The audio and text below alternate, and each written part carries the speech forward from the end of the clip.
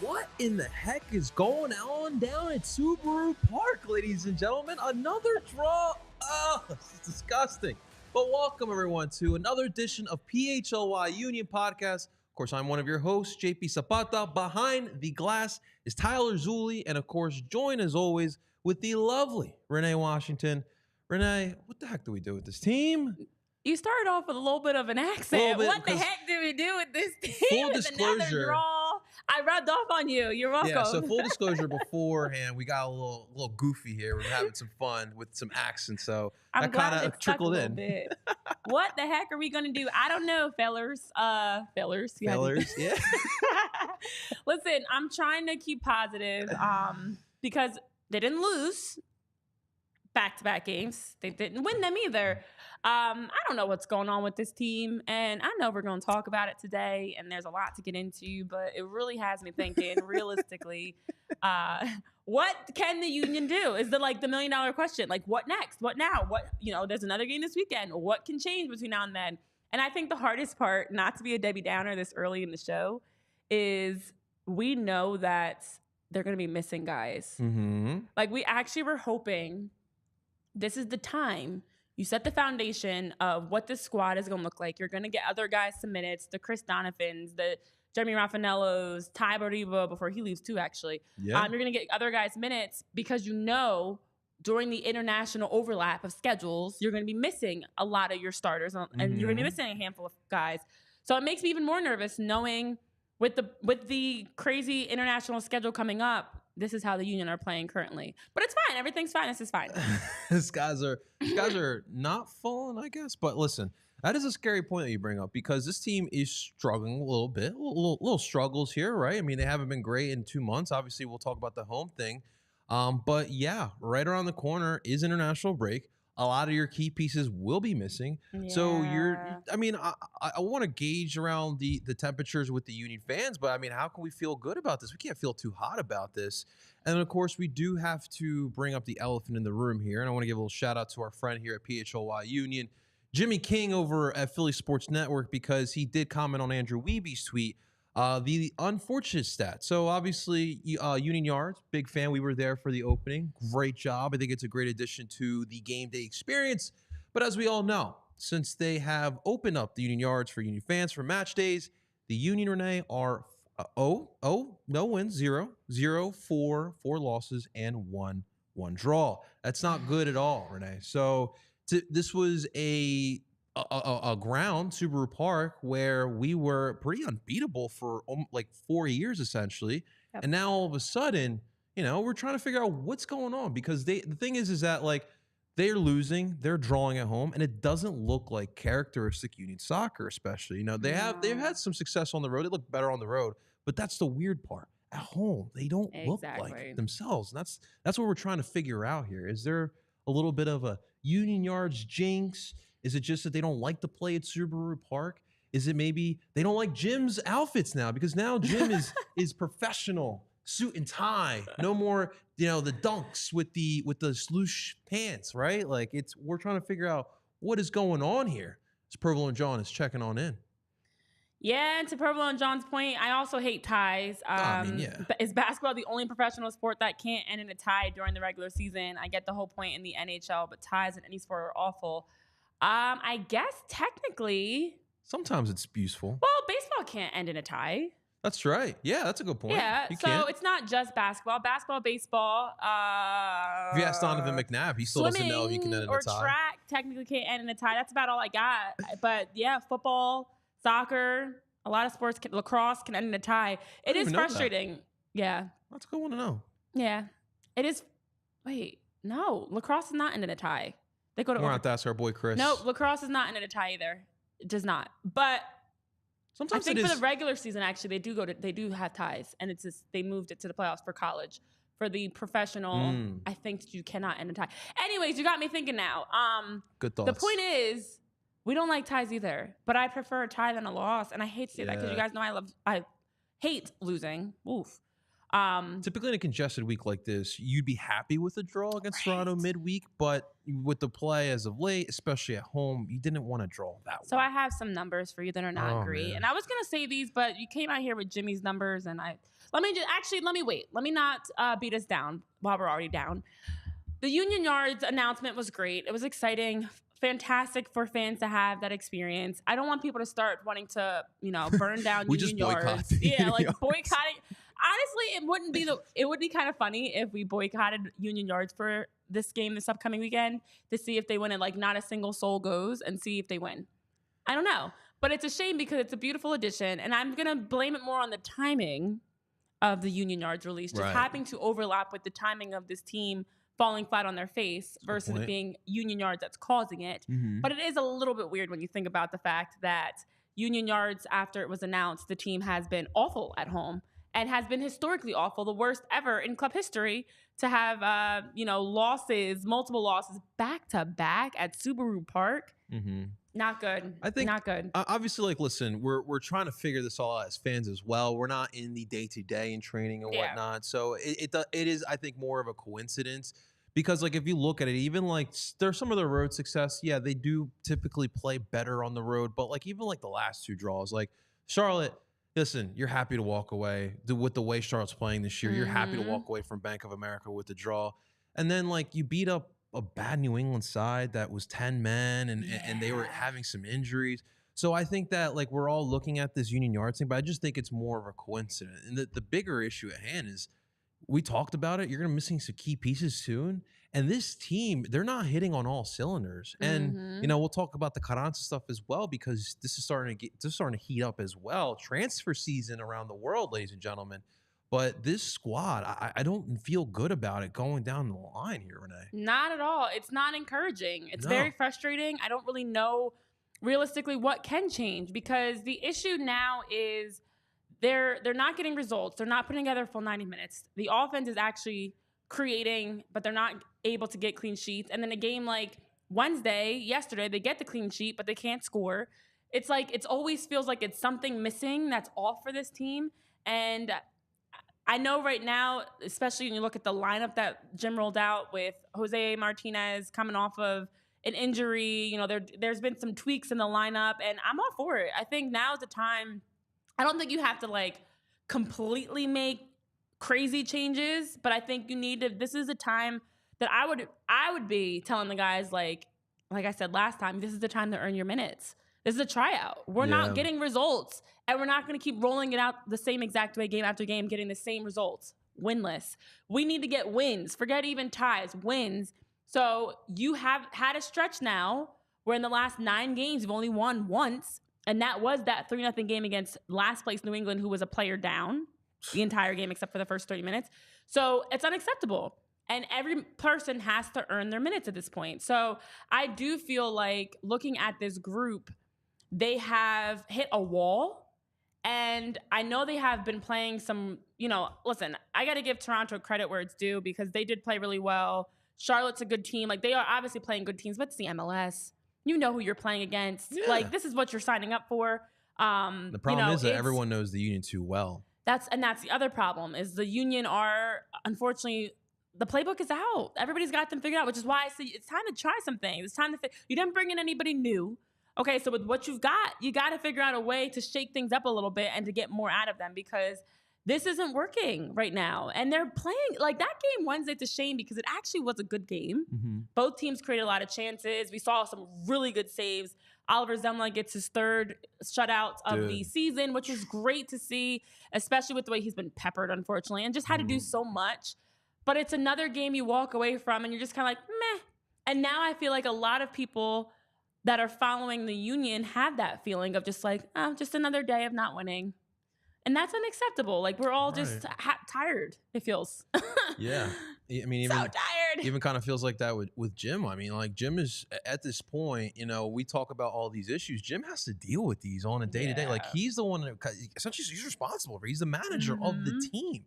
And he's trying to figure out different ways to ignite something out of this club. I mean, he can only try so many different things, but I do think there are some things that he can try as far as a formation-wise.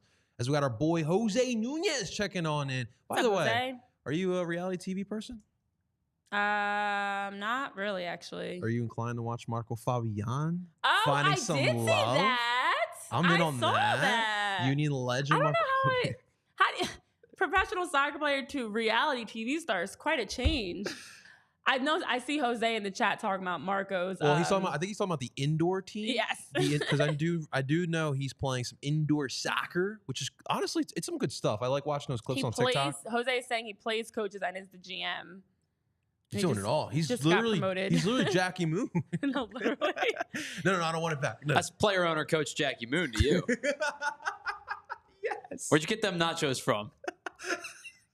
Exactly. No. I gotta do a show. I gotta do the show. He's gonna have me dying. Y'all love your movie. Jackie Moon references. You two. I love Semi-Pro. It's one of my favorites. Oh my goodness. One of my favorite What did you sports got? movies. Thank you, Jose. That's what you got started. You about two Jackie love Jackie Moon.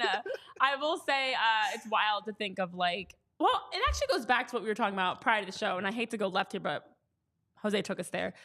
When you see professional athletes retire. Or even just step away from the highest level. Maybe they're playing, but still at a smaller league or something. They're like 33, 34 years old, and you still have so much life left. Yeah. That's when a lot of times you see them, like, they get married, they have kids, they make a career change because you have a whole new life ahead of you. So, like, whether it's being a reality TV show or star or whatever, like, it is wild to see how these guys will retire, and some of them look fitter when they're done. And like Andorra, have you ever heard? He said that's like the country Andorra. I've never even heard of that country. Oh, I've heard of Andorra. I've never heard of Andorra. It's a little country. That's good on you. Everybody loves everybody. It's a European country. It's situated between France and España. Okay. You learned something new. Thank you, Jose. Coming in with the nuggets of information. Look at that. And getting us off topic. All right, back to the game, though. Provolone John, hold on. Provolone John gave us the best one. I wasn't going to say it. Everybody love everybody. Thank you, Provolone John. I love it. All right, soccer. I'm sorry. No more Jackie Moon. You guys are hilarious. I was not a huge fan of Jackie Moon. Oh, come on. I'm sorry. Out. I'm sorry. That's a red card. Red card. Straight I'm red. sorry. You're suspended. I'm Next not going league to come on game. here and lie and pretend. I'm not a huge, like, I wouldn't. All right. Another Will Ferrell soccer I'm not, kicking and screaming. Oh, I love that. That's a good one. one. But see, okay, in my defense, I'm not the type that rewatches movies by choice. Okay. If it happens to be on TV and I stumble onto it, I get it. I might. Like, I watched the Titanic the other day by mistake at like 3 in the morning. Oh, that was rough. That was rough. I was so mad at myself for watching that movie so late. But I kept trying to turn, and then I was like... Yeah, it's the worst movie to watch at 3 in the morning. You're not going to sleep. I haven't seen it in a while, and then it was like... So nerve-wracking. So captivating, and it was so nerve-wracking. And then even though I have seen it a million times, I was stuck. It's so like being a Union fan. Pretty much. It was like long, captivating. I knew how it was going to end. I knew I was going to be frustrated at the end, and I still stuck it out. So yes, life as a Union fan is like watching Rose not pull Jack on the door. Oh, man. That poor Titanic. Here's some number for you. Okay, numbers. Because then I went down the rabbit hole of researching the real Titanic. So I don't recommend that because it will have you very upset. So the Union have won once in the last 9 games since April 14th, which was that 2-2 tie versus Atlanta. It all went downhill since then. In that stretch, they have been scoreless in 2 games. That's just the last 2 games, though. I know. We haven't seen a scoreless them hold a team scoreless. Then on top of that, they've scored 13 goals. They've given up 14 goals in 9 games. 14 goals in 9 games. So then I got to thinking. They've scored a lot and we've noticed that their offense has been producing really well, and it makes you wonder like what is missing? What is really the difference maker here? Why is it that they haven't been able to get the results they wanted? What's going wrong? And it might be that they need to head over to their local Rite Aid. Cliffhanger. And over at their local Rite Aid, take advantage of the last minutes, things you need to purchase. Because for those last minute stops, whether it was for Memorial Day needs or the perfect place to just stock up for summer, Memorial Day is past, but we're fully into summer now. You need sunblock, sunglasses, some pool floats, maybe a nice beach towel. Rite Aid's got all that for you. They've got the goggles. They've got the floaties, the sunscreen. You can check everything off that you need with one stop at Rite Aid. And even first aid supplies. I was at a Memorial Day cookout. Somebody accidentally got a boo-boo, needed a Band-Aid. And if they had stocked up at their Rite Aid with some first aid supplies, they would have had those quick bandages, bug spray. I don't know about you guys. I did get bit on my ankle, the worst spot of all. And I regretted not spraying some bug spray on me. But you can get snacks, drinks, bug spray, sunscreen, all your summer needs, picnic supplies, ice cream, whatever you need in one stop at Rite Aid. So you can save $10 in Rite Aid bonus cash when you spend $50. And that deal does run you through June 1st. It's a Memorial Day deal at Rite Aid, and it's running all the way through June 1st. That means you only have a couple days left to take advantage of this deal in-store only. You can, of course, visit riteaid.com/weekly-deals for more information. And again, this valid deal through June 1st gives you some opportunities to purchase some great options and products at Rite Aid. But the purchase must be on eligible products in a single transaction, excluding sales tax, and after all other applicable discounts are applied. The limit is 1 per transaction, and it is only redeemable at Rite Aid pharmacy stores. No cash is given, and it's not valid if duplicated. It's also not valid on prescriptions, on copays, alcohol, tobacco products, lottery, money, services, gift cards, prepaid cards, newspapers, stamps, online purchases, mailing services, licenses, or other items excluded by law. Lost, stolen, damaged, or expired coupons will not be honored or replaced, and it's not responsible for unintended redemption. Rite Aid Rewards account is required, and it cannot be combined with other offers. Just want to make sure you guys got all the details of the disclaimer from Rite Aid, because again, that's a great deal for you to take advantage of through June 1st over at Rite Aid. Love it, love it, love it, Renee. All right, guys, let's real quick talk about our friends over at Bet Parks. All right, listen, we all love making a couple extra dollars in the pocket, right? And right now, listen, we are still in the prime season of sports. We have 4 to 5 major sports going on. Obviously, we have the Stanley Cup playoffs going on. Half of the conference finals, the NBA is done, right? We're gonna have the NBA finals coming up soon. We're in full swing of baseball. We're in full swing of MLS. We have the Champions League final this week as well. So, guys, head on over to Bet Parks. You're feeling lucky? Go on over, check out some of the stuff that they got going on. Get in the zone with the Bet Parks Sportsbook app here today. Win big with all-day action. Win your first $10 bet and earn up to $125 in sports bonus bets. You play for fun. You love to win. You bet. Bet Parks. Download the app and play along with us here today. You must be 21 or older, and please gamble responsibly. If you or someone you know has a gambling problem and wants help, call 1-800-GAMBLER. All right, let me finish my thoughts. I left you guys on a cliffhanger. Nice. And we're back talking about the offense and about the team in general. So for the Philadelphia Union, here's some numbers for you. Provolone John. No comment, Provolone John. So here's some information for you guys. Now, in 11 games this season for the Philadelphia Union, touche, buddy, touche. 11 games this season, the Philadelphia Union have scored 2 or more goals. 11 games, okay? Of the, how many have they played now? Let me actually should have. Well, this is including all competitions. Oh, so I'm just going to throw that out there. It's in all competitions, 11 games that they've played. They've played 15 games just in MLS play, but it's been 4 total in all competition. So 19 games. 2 or more goals that they scored.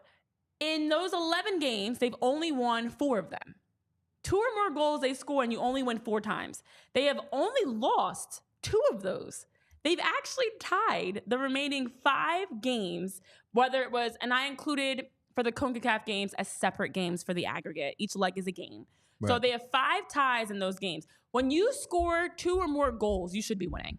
There's no reason why you should be losing these games. These are 2-2 ties, 3-2 losses. There's no reason why you should not be winning a game. When you're consistent, and that's more than half of their games where they've scored 2 or more goals. Some of those games they scored 3. So for you to actually have offense where you're scoring goals, you're not just creating chances. We're not talking about shots here. We're talking about goals. You're actually scoring goals and not winning games is a problem. Yeah. So when I think about like what's missing for this team, it's shutouts. It's holding your opponent to 1 or less goals on average. Again, you scored 13 in the last 9 games, but you're giving up 14. You can't have a BOGO deal. I score, buy one, get one. I score a goal, you get a goal. This is not what we're doing here. This is not Oprah. You're not giving out goals. You need to figure out a way to get stops on defense and get shutouts and get clean sheets. So a positive of the last 2 games, yes, they got a clean sheet in both, but they've got to figure out to put it all together. Get a clean sheet and win the game. We saw them do that against New England, who's beat up. We saw them do that against Minnesota. That was the last time they've won at home, March 30th. It's May 30th. Had to double check that because I don't know what day it is ever. It's May 30th. They haven't won at home since March 30th. Like, these are the types of things that are not okay, on top of going into a time where you're going to be missing a core of your group, that you just have all these minor things that are very major things going wrong. Renee, like this year, especially this last stretch, right? It's a lot of different things. Like, I just feel like they have not played like a cohesive unit. And if you look at the success of the Union, they always play as one cohesive unit. And that's something I have not seen this year. Like last night, right? There were some bad mistakes defensively, and they were lucky that Toronto didn't score a goal, right? Because Toronto is scoring goals this year. And that's the one thing, John Herman deserves a lot of credit. I think, to me, he's one of the early candidates for Coach of the Year in the MLS. Because to be able to come into that situation where it was completely dysfunctional after Bob Bradley, and now they're what? They're 6th in the Eastern Conference. They have 24 goals on the season. Like, they look like a completely different team this year. And so, yes, you can pat yourself a little bit on the back. But, I mean, last night, right, defense making some bad mistakes. But, if you would have had Julian Carranza in the lineup, maybe you do score a goal, right? And that was interesting, too. So, obviously, let's talk real quick about that, because right before the match starts, you get the starting lineup. Julian Carranza's not even in the 18, and everyone's like, oh, they transferred him already. They're sending him out. But then Jim in the post-game clarifies, a little bit of an ankle injury. He should be ready for Saturday's match with Montreal, but he was out yesterday. But, I mean, if you think about it, if Carranza's in there, I think you score a goal, and that would have been the difference there. But that's my point. In the past, if you are missing a Julian Carranza, because you are such a strong, cohesive unit, typically that wouldn't have been much of a factor. But it feels like if Carranza's not in there, this attack, I mean, you're guaranteed maybe one goal, but definitely a zilch on the scoreboard for the U. That's a problem. Like, they got to get back to playing a cohesive style of soccer. This is not good. Yeah, and I think for me, what it comes down to is exactly, what Jose, I know you're mentioning about how well Toronto's offense in general was really good. And I know Tyler and I were talking about before the game, like, this is a team that went from being one of the worst in the league to being a team that's, at this point in the season already has more points on the year than they had all of last year. They have made a huge turnaround, and Herman has definitely got them bought in. You can see the buy-in and how they play, how they compete. And you knew they were going to come into Subaru Park with that edge. And for the Union, they had an opportunity to, go up against a team. You're back at home. You've been winless at home since March 30th, to change that. And to see how they continuously give wide open opportunities to a team that had 22 points in 2023 and already has 23 on the year so far, coming into May 30th. This is a team that's believing it, whereas the Union are a team that's not. They don't have the belief. They don't have the buy-in right now. So the matchup in general was already two teams in completely different spots mentally. Yeah. And that made me nervous. But it did make me encouraged seeing the great saves by Oliver Semmle, but saves that he shouldn't have had to make. So many times you see players still unmarked. I know, Jose, you're talking about it in the chat as well. The man marking on the side of the Union has not been good. Defensively for Toronto, they did a good job against Daniel Gazdag. They did a good job against the Union's attack. The Union did not bring that. And I look across the league, there are a number of teams across the league that have been giving up 25 goals, 26 goals, very high scoring in how many goals they're giving up. That's never been the DNA of the Philadelphia Union. They've always prided themselves on having the defensive player of the year and the front runner for defensive player of the year, the goalkeeper of the year, that they defensively are hard to beat. And I would love to see that same level of man marking and organization like we saw Toronto bring against Daniel Gazdag, like we've seen teams bring against Julian Carranza. The Union, for whatever reason, are disconnected still on defense. And I know Jim Curtin was mentioning they're trying to minimize the unforced errors, the turnovers, the costly mistakes. But again, you saw it Wednesday of some plays that were like, oh no, this is it. And shout out to Oliver Semmle, who's had so much to do in his starts this season and every game he's played in, because they are really not helping him out much defensively. And it's as a unit, it's not just the back four, but it is tough to see this group that we've always had the confidence knowing regardless, they're going to get a clean sheet. They're going to make it impossible to score on them. Now they're kind of giving teams goals and they're a step off. I said it with Jose Martinez, and then we found out he is hurt. I told you something was up. El Brujo is still obviously working back. We saw him subbed in late in the game in like the 78-minute mark. He is still working back to be 100%. But Jakob Glesnes, guys, I'm telling you now, and I don't know if it'll ever come out. Yeah, we got to talk about He's that. either just aging. I mean, he's only 29, 30, but he's played a lot. He's old in sports. Like, Jack Elliott looked good. He had some really good defensive plays. He was anticipating Looks well. solid. He was in a good position. Nate and Kai still get caught out of position a little bit too much, in my opinion. And then I think Jakob is a step slow. He's a step off right now. There was one play in the first half where Etienne and Toronto was taking a couple shots from outside, right? Mm-hmm. Etienne took one from out wide. It was a little bit lower, but Jack Elliott got that foot right there at the right time, and it deflected just a little bit. And if Jack's foot was not there, I mean, we could be talking about a different match because it definitely would have been a completely different. But no, I mean, like, even something so simple, Renee, as like those second ball chances is something that the Union always dominate at, and they're just not winning that. And just like the midfield in general is just so shocking to me. Like, Jose brought up a great point with Colillo, but him and Longstaff were just great in the midfield. They were such workhorses too. And, discombobulating the compact diamond midfield has happened a lot this year.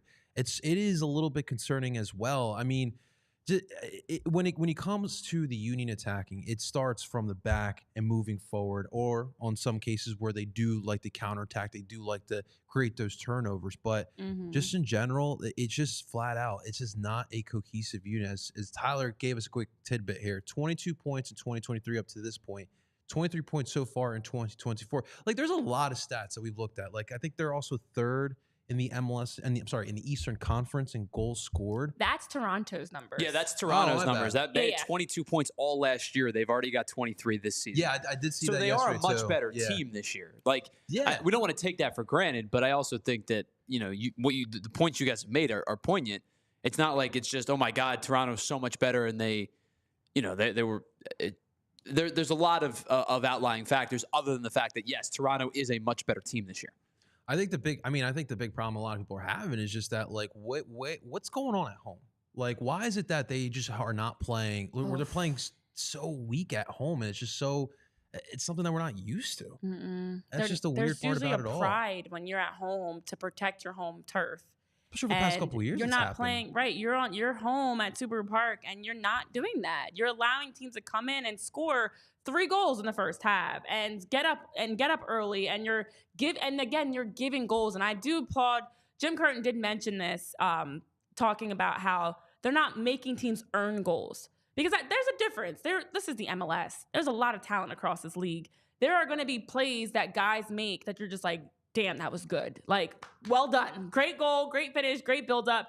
That's not the case with the Union. The goals they've been giving up, and obviously the last 2 games they have held teams scoreless. There's a positive. But even the chances that they're giving up are chances that are just very uncharacteristic. I know in the chat, Jillian, you are mentioning how Semmle is getting better with each game. His communication's improving as well as his positioning.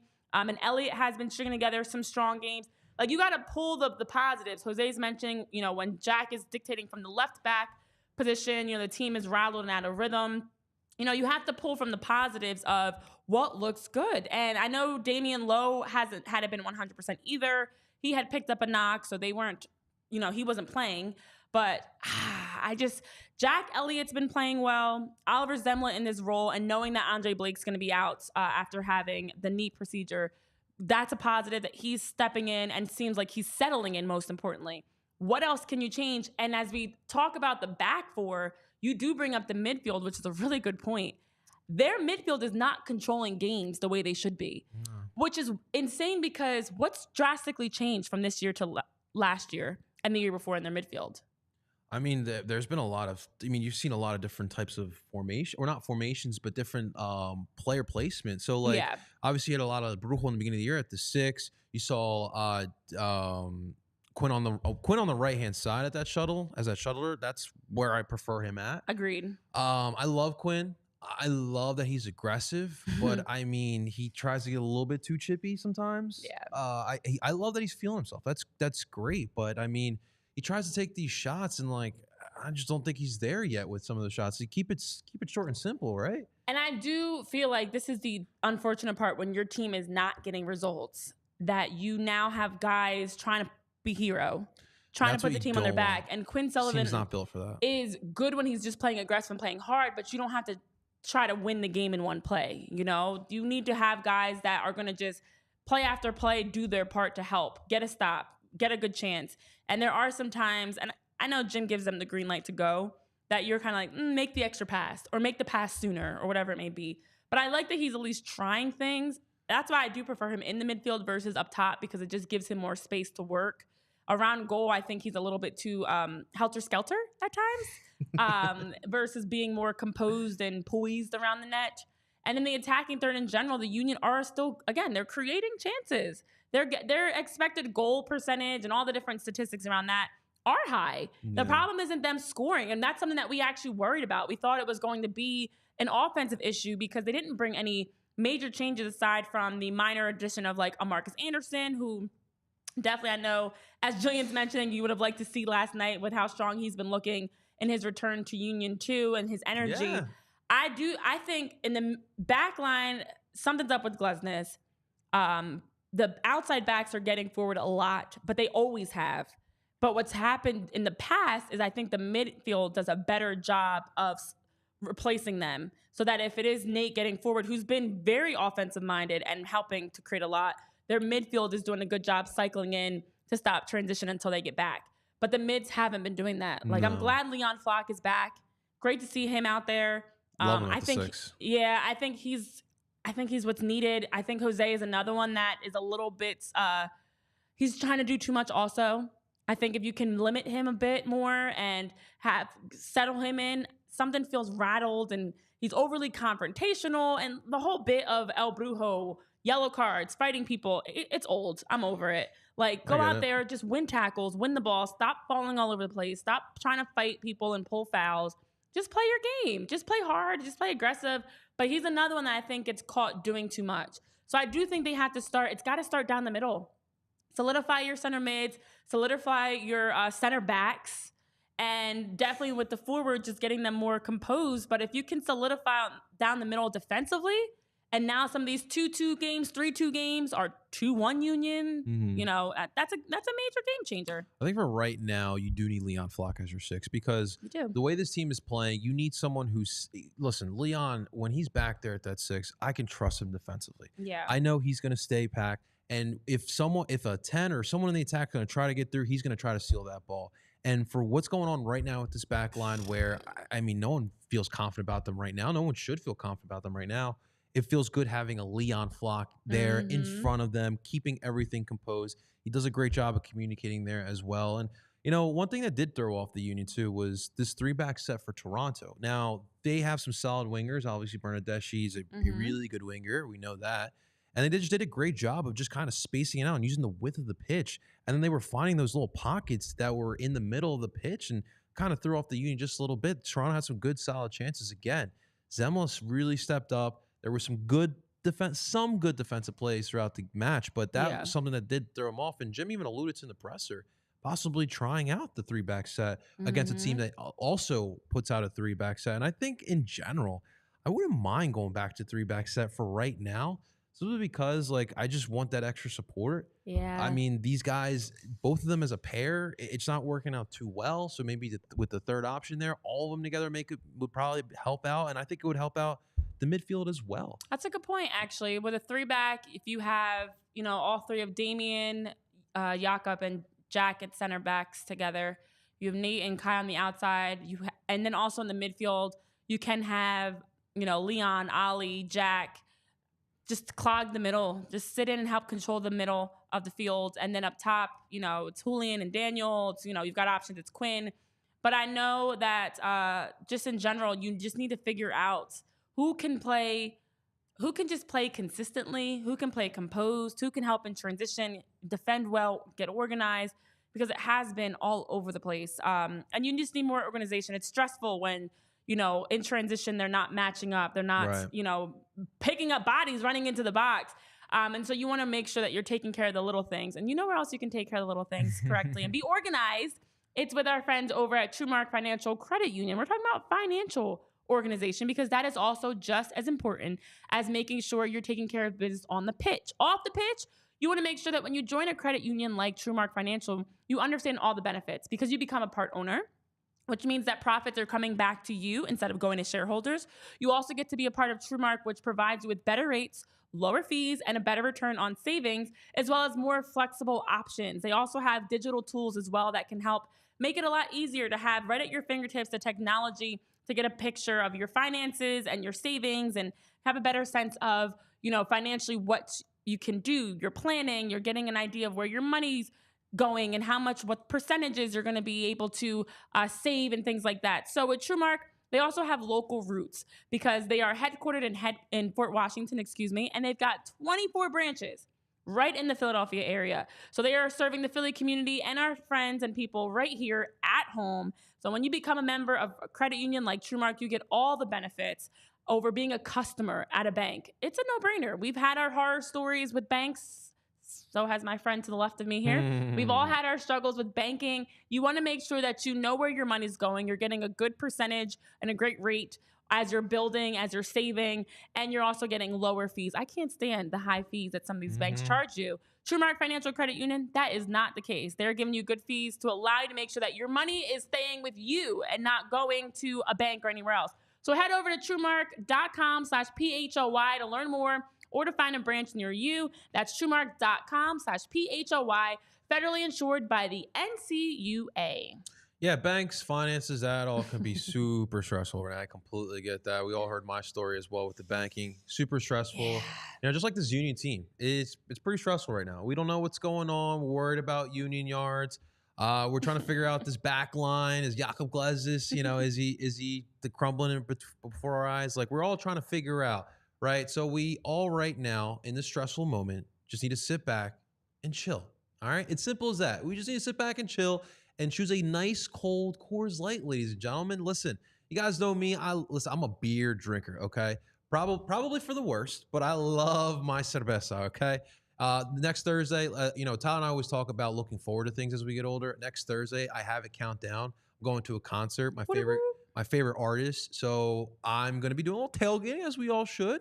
And, I'm going to have a couple Coors Light because, listen, I do love my craft beers and my IPAs, but sometimes it's a little too heavy. So that's why I need to switch over to the Coors Light, especially now that we're in the summertime. There's nothing better than a nice, crisp, cold, refreshing Coors Light on a hot day, especially when that can is blue. It's time to crack it open, ladies and gentlemen.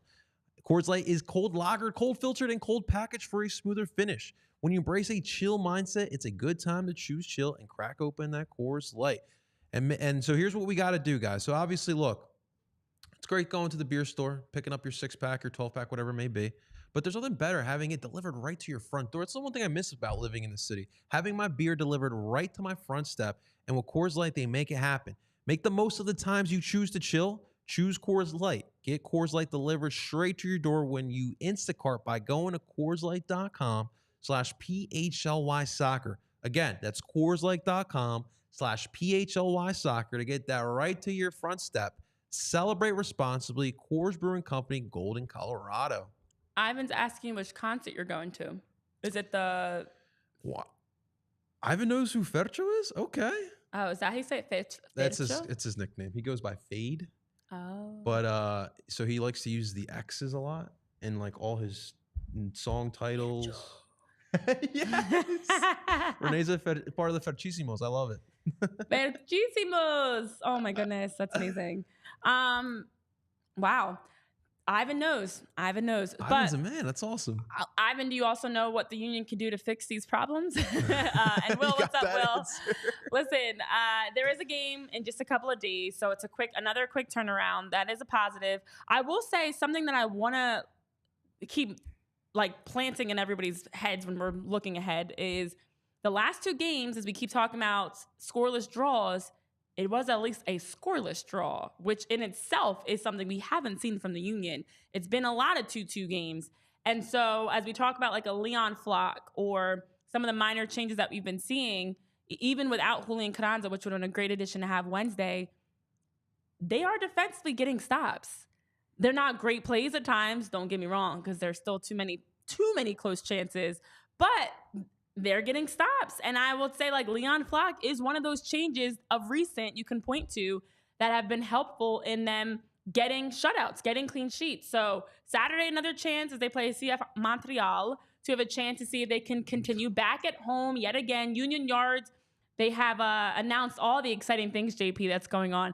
Maybe this is what we need to change the tides, because it is going to be alumni night at Subaru Park this Saturday. That's right. So they're going to have tons of things going on. So the Union have been announcing they're going to have, oh, here we go.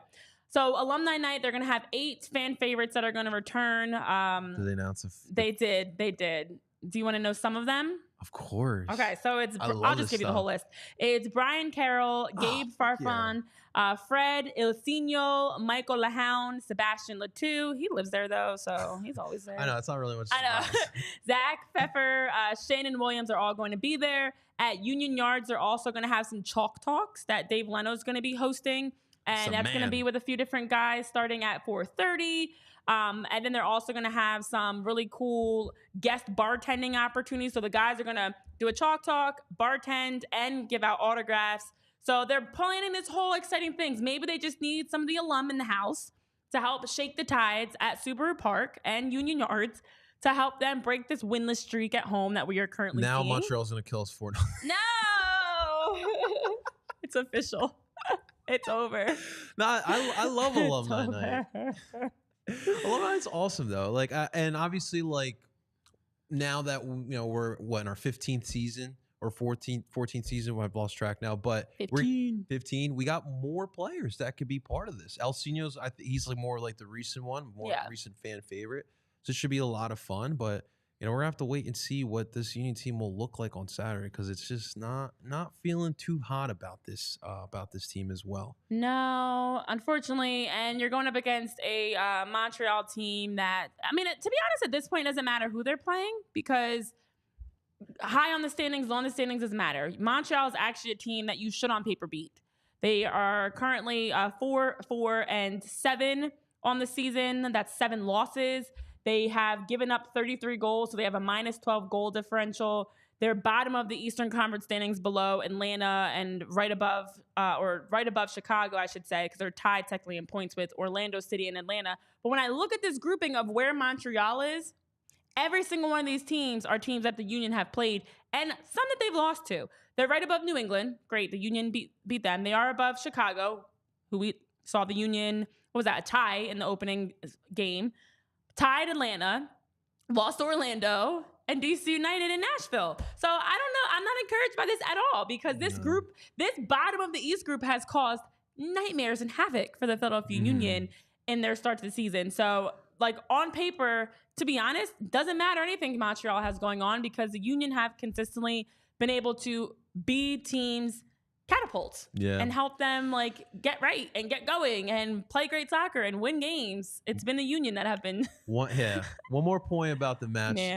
So in my free time, I'm going to try to look this up. So I really want to look up here some advanced stuff here, right? Okay. Because I wonder if how good this back line actually has been.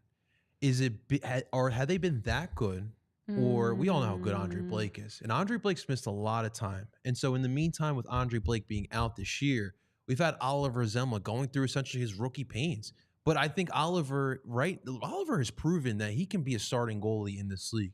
He's gone through the bumps and bruises of, the rookie season, you may call it. And so, like, I'm just, because a lot of the goals that we have allowed and that you mentioned, Renee, I could think like the majority of them, I wouldn't pin it all on Oliver Semmle.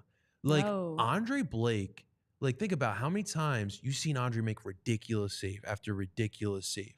So that's something I would definitely, like, we're looking and dissecting this back line. Are they regressing? Is it just a team issue? But one thing we haven't really looked at is, are we really missing Andre Blake? And also, too, Andre's extremely vocal. Okay. Very. If there's a shot opportunity, he's the first one up and screaming at whoever, like, yo, you got to get him. You got to get his way. And that's something they do miss. Now, Oliver's learning that a little by little. He's a rookie. And he's not going to have that. Right? Yeah. Like, it's tough to, like, bark at some of these veteran players, like, yo, we need to get your assignment or whatnot. So that's something that he's going to have to learn. But I'm just curious. Like that. Yeah. You need to get your assignment or whatnot. Get your assignment or whatnot, bro. Come on now. But I'm Pick curious. up your guy, man. I'm curious if some of this regression from the back line is that Andre's been absent for a good amount of time. That's something I'm gonna look into. No, it's a really good point because of a few things. One is the leadership, as you talk about. That communication is what has been missing. And I know I asked Jim about it. He didn't really give me the answer I was looking for. He gave a kind of different answer of like, realistically, what are you guys doing to change these communication issues? Because we're seeing guys running wide open into the box. We're seeing guys that beat the first defender, and there's no help defender ready to close them down, and there's so much space around them. Mm-hmm. Whereas Andre Blake is one that has always urged and organized and coached them and picked them back up and even got into them at times. Like maybe Glesnes is struggling because he doesn't have Andre Blake. And he's obviously the two have been paired together their entire career with the Union. And maybe he is dealing with the fact that Andre was the one that helped him stay where he was supposed to be and helped him, stay locked in and focused. And then on the other side of it, first of all, is this partly why Andre is having all these injuries? His body is exhausted from all the years of having to save the backline of the Philadelphia Union. Then now he's breaking down and dealing with, fluid in the knee and things like that. But you wonder how much he's been covering for this backline over the years. And if anything, it makes me appreciate Andre Blake that much more for his talent, for his 3-time Goalkeeper of the Year award, because this defense as a team, not just the back four, is not the same without him. Yeah. They're drastically missing like the piece, the glue that holds them all together. And again, Oliver Semmle is playing really well. Kudos to him. It's not a knock on him of what he's not doing. I think it's more about what Andre Blake makes up for with this team. And we're seeing how they are essentially lost at times defensively, in transition, on set pieces, marking. These are the things that a goalie can actively alleviate. But it needs to come from someone else then. And who is that going to be? It's got to be somebody else. Jack Elliott's got to speak up. Or when Damian Lowe's out there, like somebody else has to be that vocal piece to fill in the void that Andre Blake is clearly has left. Yeah, because listen, here's my thing. I'm watching the match last night. I'm watching Jakub Glesnes make some terrible passes, some terrible positioning. And he does not look anything like that 2022 Defensive Player of the Year, which is so concerning. And so obviously I get a little bit of my Negadelphia feels, and I start thinking this is another player that regressed. Are we going to go through another player who had a great season and he just regressed and fell off the face of the earth? I don't want to think that whatsoever. So that's why I want to look into maybe it's Andre. And if that's the case, that's not a good thing, but it makes me feel a little bit better because Semmle is playing a lot better. And they're coming off of back-to-back shutouts. So that could be something to work with. But yeah, it's not looking so good as well. Well, to your point about Glesnes, and it's what we've seen from Bedoya, is he probably needs to be in a smaller role. He probably is not a 90-minute player. And unfortunately, as a center back, you're not subbing your center backs. You're not rotating them. As a center back, you need to be able to play the full 90 of every game for that consistency and stability. The advantage for Ali as a midfielder is he can kind of come and go. He can come off the bench. He can not play some games. He can start some games, and he'll be fine. But it makes me wonder if Jakub Glesnes, especially coming off of the hernia surgery at the end of last year and all the games that he's logged and everything. I mean, he's statistically one of the highest for this, not only this club, but around the league in some stats of minutes played and things like that. Maybe this is the regression of needing a Damian Lowe to step up, and Glesnes maybe needs off for a little while. I don't know. It just feels like he's not where he was. I agree with you. He's not the same. And it's not even just defensive. It's the passes out the back. It's the missed clearances, the decision making. He's reading the game a bit slower, it feels like, than what he was before, where he's not seeing things as concisely. So Andre definitely clearly was a big part of that, and there needs to be something that can change. Yeah. ASAP. I would definitely consider a 3-back set. Listen, I don't know if it's going to work. It's a dart in the wall. Obviously, when you're in a 3-back set, you kind of are you have to defend. You're on an island essentially with those other two guys. But the Montreal, let me double check because they in the past have ran. Yeah, so Montreal is still running a 3-back set. So this Saturday could be a good chance for them to run back out in that 3-back set. So something that they need to try something else, because this 4-4-2 diamond, people figured it out. This team is not working as a cohesive unit in it. So maybe a formation change with some of these players may be beneficial there. And that'll help them be stronger down the middle. Yeah. The backs, the mids, honestly, the one bright spot has been the attack as a whole. Like offensively, the Union's playing well, and that's including everyone. Like I said, Nate and Kai getting into the attack has always been good. Daniel and Julian have been leading the offense. Quinn's making good runs. Even Mikel Uwa's playing well, and Chris Donovan. I mean, they're playing okay. You know me, Noah. Marcus Anderson. Hopefully, we can get him back in the mix because I did enjoy him out there, and I do want to see him. Jim's been rotating more guys, so I do wonder defensively if a 3-5-2 or I almost said like a 5-4-1, but that's an extremely defensive formation. Just something to kind of get more numbers behind the ball and get a little bit more compact defensively. I think they're getting stretched too much. And when you look at some of their goals, it is times where they're unbalanced and they're stepping to the wrong player and they're not organized. So if you can maybe get more compact, get numbers behind the ball, could absolutely be the difference because their midfield as a whole also is just, as we said, not controlling the game right now. Yeah. So not the way they should. Renee, we're around the corner of transfer season here around the world, right? So we got a good tweet last night from a great Union fan, Danciano3, at Danciano3 on Twitter. This is a good one. So he actually was at the match last night, and Jay Sugarman was there. And so, but in full context, Dan had a couple. He was sucking them back. He had his Coors Light, as he should, right? And so he got the liquid courage and got one up to talk to Jay Sugarman, which I'm happy he did. So according to his tweet, he congratulated Jay on the Danish acquisition and then asked him directly what he was going to do for this squad, the Union, of course. And his answer was interesting. He said, this team needed a killer in possession. I already told Tanner that. A killer in possession. That's very cryptic, right? Like, what do you mean? What do you mean killer in possession, right? Like, is he thinking like another 10? Another shuttler? A guy that's going to directly lead to scoring goals? A killer? A guy with the nose for the goal? A killer in possession, though. So, like, he essentially wants someone who is going to help with possessing the ball and attacking. Mm-hmm. I mean, like, yes, but one thing we do need to consider, we United didn't react, but Julian Carranza to Feyenoord seems to be pretty legit right now. This is like the hottest rumor that I've heard with Carranza since he's arrived to Philadelphia. So if he's gone, Renee, you need another scorer, and you need to find a killer too.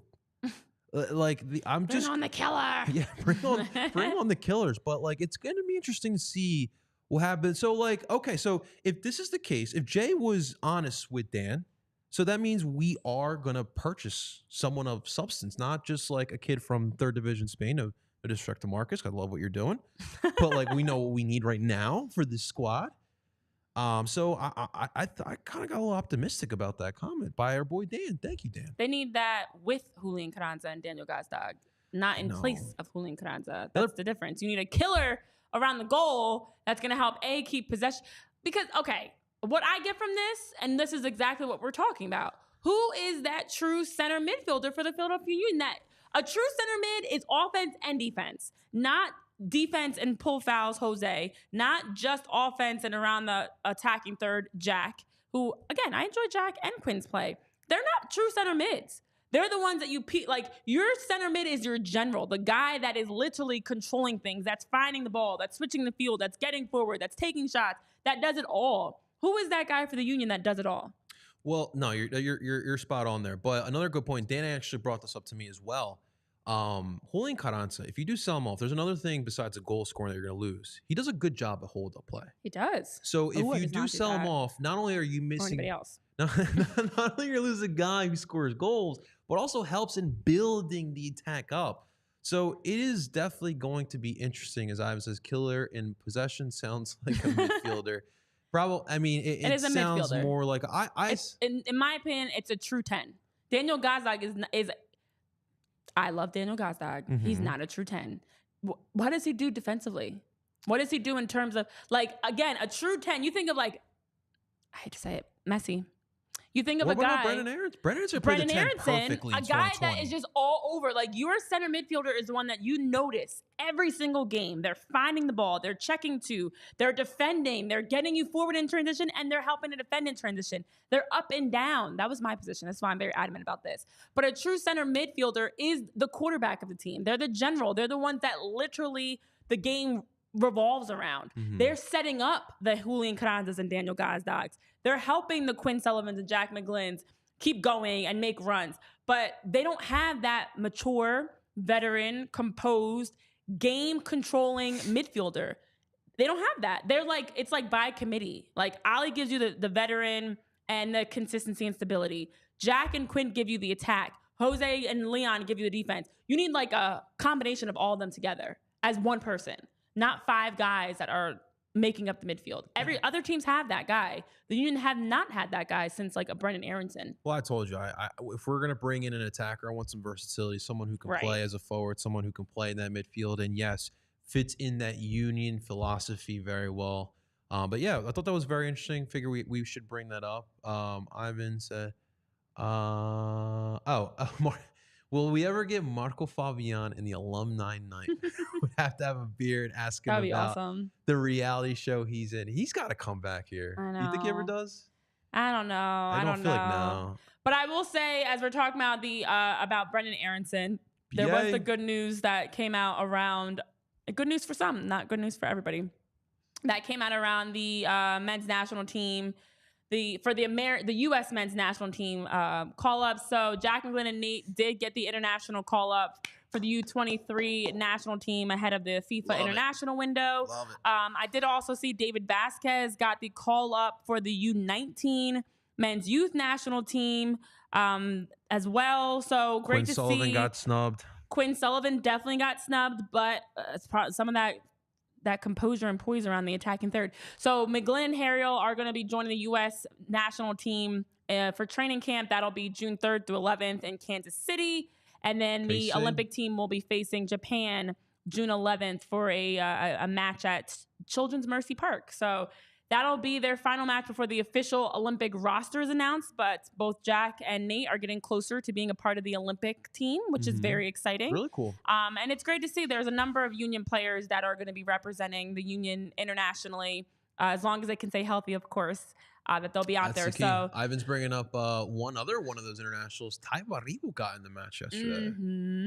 That is true. That's just I did bring this up during the update 2 days ago, but could this Danish purchase that we did with Bold Club, I love the name, could we be using that in the future to stash bad contracts as well? Like an example, like a Ty Baribo, if they finally give up on him. Could they with Lyngby Bold Club?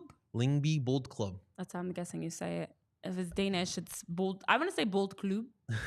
Lyngby. No, seriously. But that's to translate this for us. Because I feel like there's it's not a Bold Club. But no, I know they mentioned in the blurb when they announced it as to how it's going to help. And Jay Sugarman and everyone's talking about how it's going to help with like advancement, development, a pipeline for coaches as well as players, and give them opportunities. I don't know. It's just weird to have this news drop in the midst of the fact that they've won one game in the last 9. Not good timing. This is not great timing. I know it's similar to actually the news when Kevin Sullivan's signing was announced, because the Union keep dropping news that doesn't directly impact the issues of right now. Like, this is a cool Lyngby Bold Club for the future. I'm just going to keep saying it. I kind of like it, actually. It's a prestigious Danish club. It has roots back to 1921. You know, cool, great. But how does that help right now? How does that help, like, Saturday's game, for instance? I think that's a lot of people. I think that's where a lot of people are frustrated. It's almost like you're pacifying us with, like, oh, it'll be okay. We just made this major move. Like, okay, that doesn't win you games, though. That's not scoring goals for you and getting shutouts. So we have the next Kevin Sullivan here in like in Lyngby Bold Club. So I know Jim was talking about Kevin Sullivan. So the MLS Twitter account did do a little clickbaity stuff, which, listen, it's a major corporation. We kind of understand that. But I did think there were some telling things. People were killing them on Twitter, which I guess I get. But there was some telling things. Like, he's practicing. He dealt with an injury. He's now practicing with the squad. Jim is raving about him already in practice. I mean, anyone should be excited about a Quinn and Kevin connection on the pitch. So I don't know when he's going to go out there and play. It sounds like he may be higher than I thought on the depth chart. So we'll see if he does get some playing time. I mean, I guess at this point, anything can help with trying to bring something to this attack. Listen, like I said before, this team's not getting the results. Try what you can try. If Kevin Sullivan's been practicing, I've been seeing him in the practice footage, and as Jim's mentioning, he's working in with the chemistry of the team. hey, get him some minutes, whatever, literally whatever. I mean, he's talented. He's a great player. He's on the team for a reason. And it's not just to have him sit there for a flashy signing and you're never going to play him.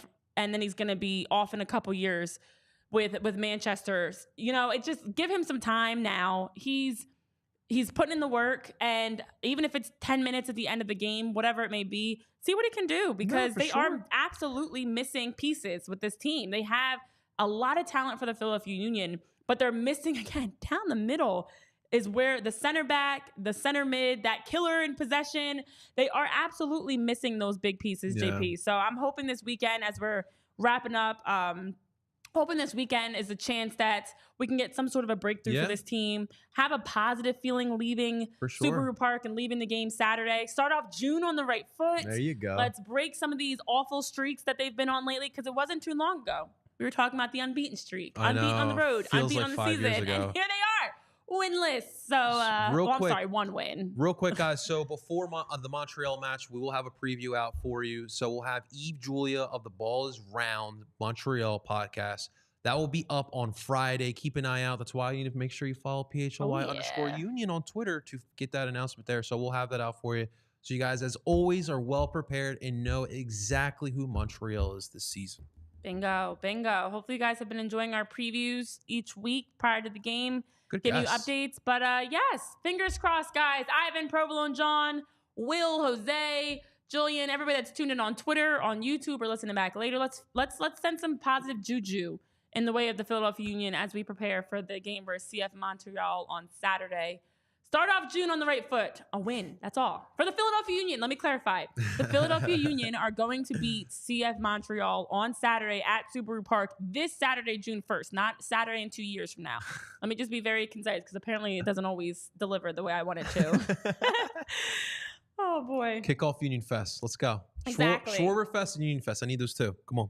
All right, that'll do it for us here at PHLY Union Podcast. For Tyler, JP, myself, Renee, have a great rest of your day, and we'll see you guys back next time. If they don't win, we're just going to have to talk in an accent every show until they start winning more, because we're not happy, and this is my angry accent. Thank you guys so much for tuning in. See you guys next time. DOOP. We all silly like the